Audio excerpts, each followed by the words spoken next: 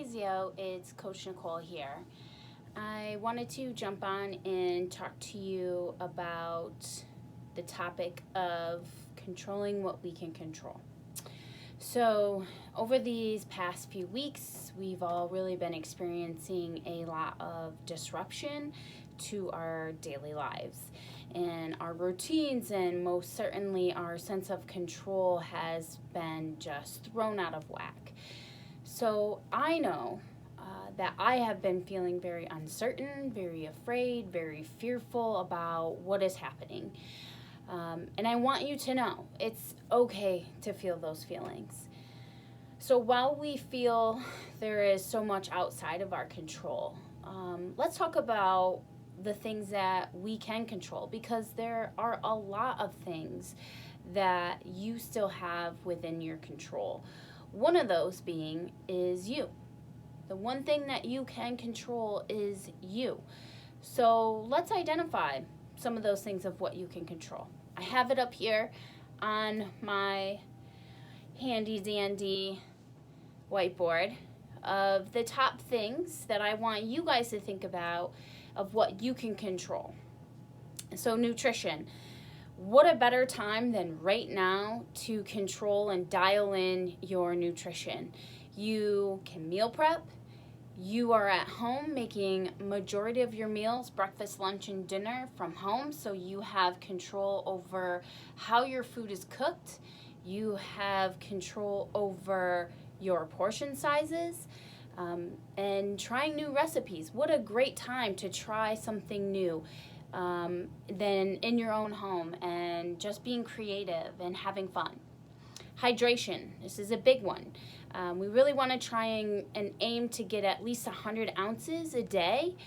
One of the things that I challenge you to do is to get at least 16 ounces first thing in the morning. So as soon as you wake up in the morning, you go to the bathroom, you weigh yourself if you weigh yourself, and take a drink of water. Also, having a glass of water before, during, and after each meal. That's a good way to ensure that you're getting lots of water as well. Sleep. Let's shoot for at least 7 to 9 hours of sleep. We're not going anywhere at night. We're not going out to the bars. We're not going out to eat. If you're going out to eat, you're getting takeout and you're dining in. You have tons of time to dial in that bedtime routine and get to bed at a reasonable hour. So let's say your goal is to get to bed at 9 p.m. That's a great time.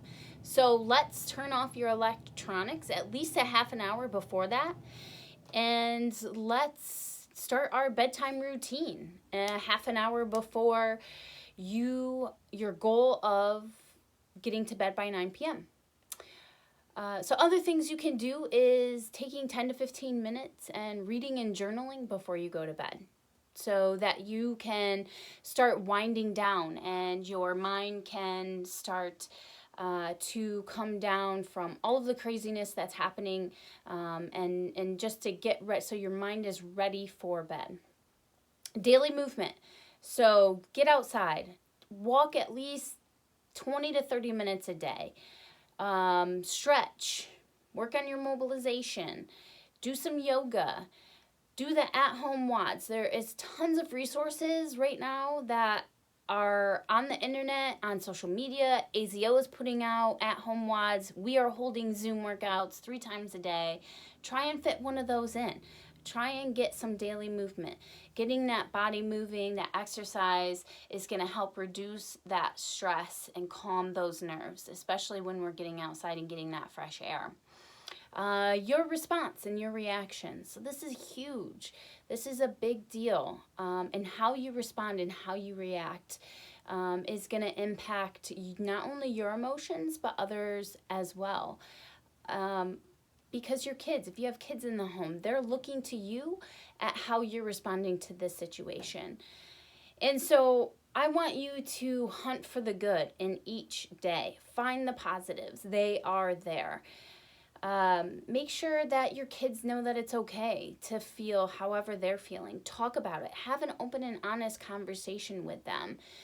This isn't something that we should hide and run from, because we're all going through this together. And I think the more that you can let them know that it's okay, that they can feel how they're feeling, and we talk to them about it and help reassure them, because we're all feeling that same way as well. And so telling them and allowing them to feel those feelings, and allowing them to be heard, and listening to them and letting them know that we're all in this together is going to help ease their uncertainty as well. This is a great time to work on relationships. So, we're all stuck at home, quarantined together. So let's find some fun family activities. Let's play some games. Let's get outside. But more importantly, just check in with each other. We are social distancing, so we're not having that interaction with each other, that physical interaction. We're not going to the gym and seeing each other. We're not going to work and seeing our coworkers or our friends or our family. So it's really important to just take a few minutes out of your day and send a text.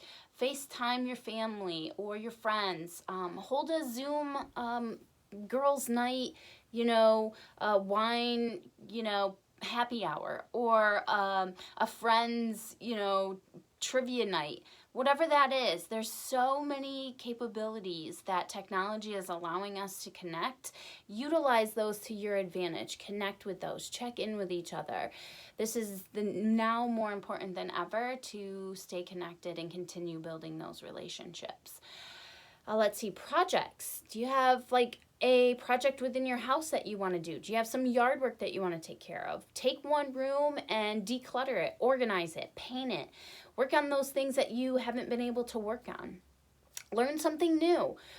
Language, dance, learn to paint or draw. YouTube is great on that. I had told my son that we're not going to be going to get his hair cut, so guess what mom's going to do? She's going to learn how to cut your hair on YouTube. What else are we going to do? So utilize those resources. Again, it's out there. Have fun with it. Get creative. And then take action. So this is a big one, so that you can start feeling like, you're successful, like you're doing something each day, like you're having an impact, is to take action. Read that book that's been sitting on the shelf for a long time that you haven't had a chance to get to. Take a small step towards that thing you've always wanted to do, but you haven't had time to do. Do that one thing each day, a small step that you can do each day that's going to move you towards your goal. And then build upon that small step. Little by little, little becomes a lot. I want to leave you with this conversation with a quote from Justin Sua's podcast, Increase Your Impact. If you haven't ever checked him out, go to your podcast app on your phone and check it out. It's every day, 3 to 5 minutes of him providing his wonderful self-motivating quotes and topics that he talks about. So I want to leave you with this quote. It's called "Life is Unfair." No matter what life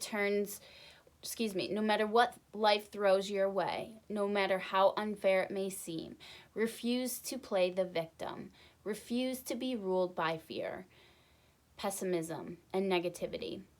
Refuse to quit. Be a warrior and walk through whatever life throws your way with courage, love, and positivity. And continually push forward, because you are a survivor of the unfairness of life. You are stronger than you think you are capable of achieving the more you believe. So I just thought that was appropriate for this time frame right now.